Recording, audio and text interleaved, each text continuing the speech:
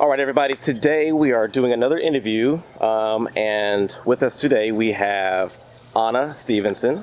Hi, y'all. Um, First off, we're just going to go through some general questions, and then we're going to let you tell your story. Starting off, how old are you? Well, I'll be 36 in August. So, yeah. Okay.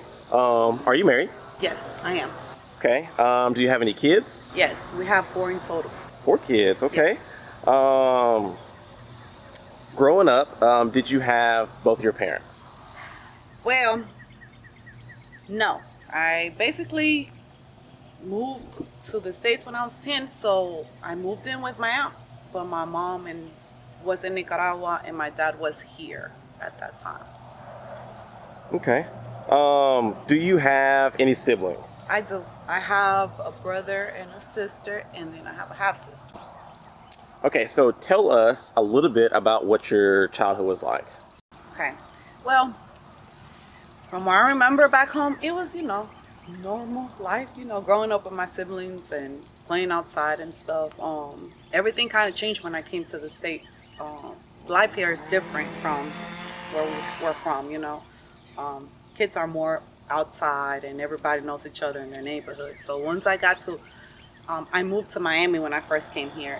That was in 1996 and I was 10 years old. So I had to get adjusted to a whole new lifestyle and doing different things and trying to learn the language. So it was rough from when I was 10 all the way till I was maybe my whole high school basically, till I was 16, 17 when I graduated. Life was it was rough, but you get through it and you make changes. So yeah. So we did talk a little bit before this got started. I know your background deals with a little bit of abuse. So if you don't mind, will you tell us a little bit about dealing with that? Yeah. Well, it's kind of hard, when you're in a relationship and they kind of have so much control over your mind and stuff. And I think that's the hardest type of abuse that you could try to escape. Yeah, sometimes the bruises are there, or sometimes they just jump on you, but the bruises leave. It's the mental abuse that you're there with and you're left with. So it's so hard to overcome that. I feel like if you've been through any type of abusive relationship, whether it's from parents, whether it's from friends, whether it's from a partner that you've been with, that sticks with you the most. And but once you could overcome that and gain respect for yourself and love for yourself more, I feel like you'll be good. But it always stays with you Yeah. in some ways. And then it teaches you too, not to ever put up with anything like that again. But that was some of the hardest years of my life. And the reason I didn't leave was because I thought I was doing good for my children. I thought I was doing the right thing for my children. I thought, and then again, it's I'm a immigrant woman. I'm not from the United States. So I come from another country, and I was here in Alabama away from my whole family. So that takes a toll on you. And it does, and it gets to you, because it's when you have somebody telling you, well, if you leave me, then I'll call immigration on you and take your kids. You'll never see them again. I think that's a mother's biggest fear. You Right. know, and to actually want to get up and do that is it's hard. But once you find that strength, and at that point you don't care about what he's trying to tell you or trying to pull you from, or this way and that way, it's you become so free, and it makes you want to do things that you've never even tried before. And I'm glad I left that. So it was good once I free myself. Yeah. you know. Being that you were an immigrant woman, how did you get out of your situation of abuse? My son. Okay. My son one day, something happened, and this was the last day. We had drove back from Miami. I remember that. I had to drive the whole entire time. And when I asked this person, hey, can you drive? Because I'm tired. Something just went off and he clicked on him and shoot, he grabbed the steering wheel from the car, and I don't know, by the grace of God, I gained control of it. My kids were in the backseat asleep, you know. And I woke right up and I got us home, and still that day, I remember it was Alabama versus Clemson game, the championship, and we were there and we started having an argument, and it was something so little and stupid, and he told my son, like, son, this is how we do immigrant bitches. you know, and I laugh at it now, but before, like, it was hard, you know. Yeah. We went to my job at the time to eat that night still, you know. And something happened, and he asked me for something, and for the first time in my life, I told him no. And I felt so good. It felt so, so good. And he still got in my face and said, you think just because we're in front of your slave master, I won't do anything. And I still stood on it, and I said no. I called his mother. I told her, come get the children. I need you to keep them for me for about a month. Just give me a month till I find a place to stay. So that whole month, I worked day in and day out, 7 days a week. I used to have to sleep in the restaurant sometimes, like sneak back in the restaurant and sleep there because I didn't have no friends or anything. So I did it. In that whole month, I came up with almost $3,000. Mm. And I had my manager at the time. He helped me get the apartment. He co-signed for me and put the lights in his name and everything. So he was an angel. Thank you, Josue, by the way. And I paid my rent up till May. This was in February. And I had my rent paid up till May. And when the kids finally came back and we didn't have anything, we didn't have nothing, because I left everything, you know, cars, everything.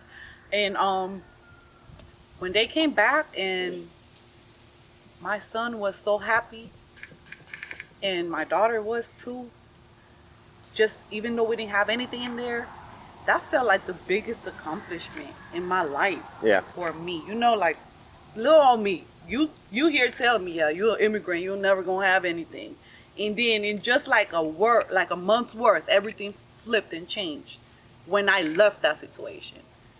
That it was like, wow, you know, like, I could do this. So ever since then, it's like, you got your struggles and stuff, but it's never like, Yeah. you know, it's good. That's good. So you're out of that situation now. Are you working on like getting your citizenship, or like kind of like, will you walk somebody through the process of like trying to get that? Yes, of course. Okay, so I did remarry, and now my husband, he applied for me to Okay. become a citizen. So it's in the works. It takes time, but it is in the works.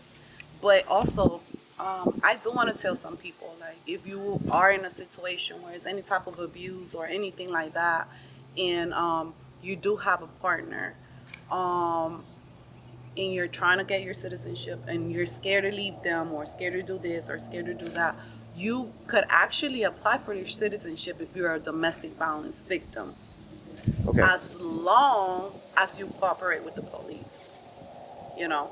So it's like, if you do have a case out, let's say, had I known this years ago, I would have, you know, tried to do that, do it that way, just to protect my children and whatever. But yeah, it's like, that's one way you could do it. But then also through marriage, you know. So I'm so glad my husband actually, came and was like, we gotta fix your situation. We gotta get it right for our children, and so yeah, that's one of the parts. And then if you have grown children now too, that was born here and that are old enough now, they could apply for you too.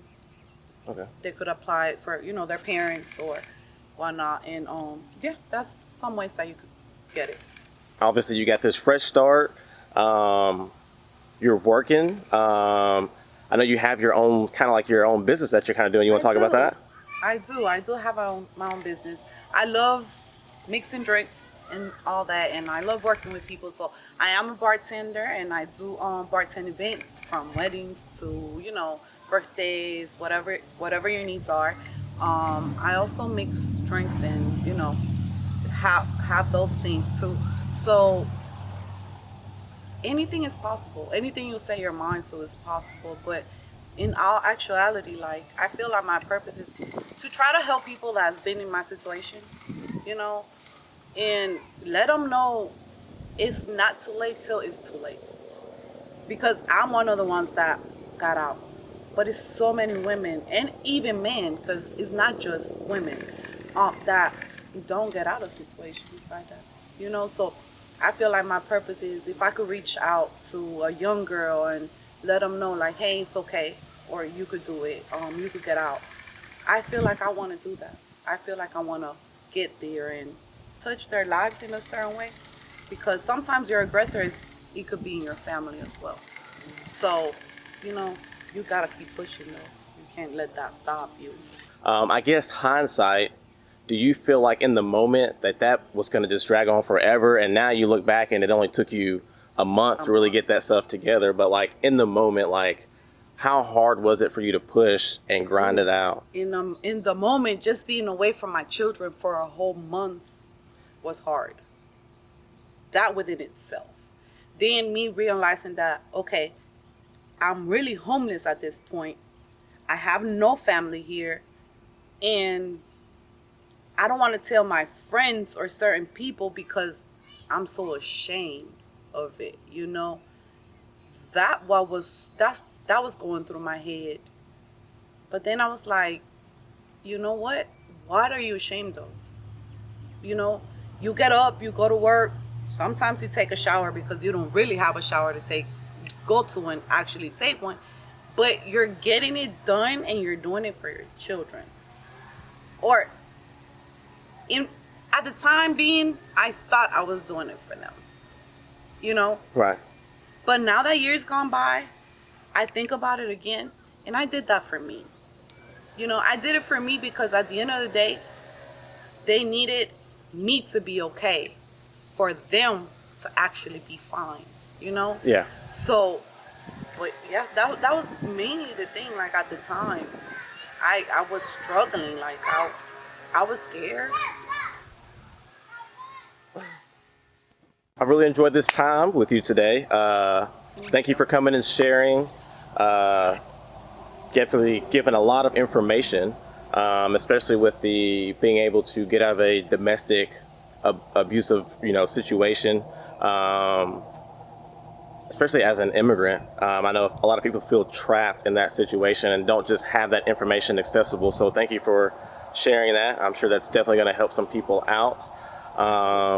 And then obviously, we want to get you some business and get you some business. Good. So we'll get you guys some contact information. If you guys will look down in the description of this video, we'll let you guys reach out to her. Maybe you can use some of her services.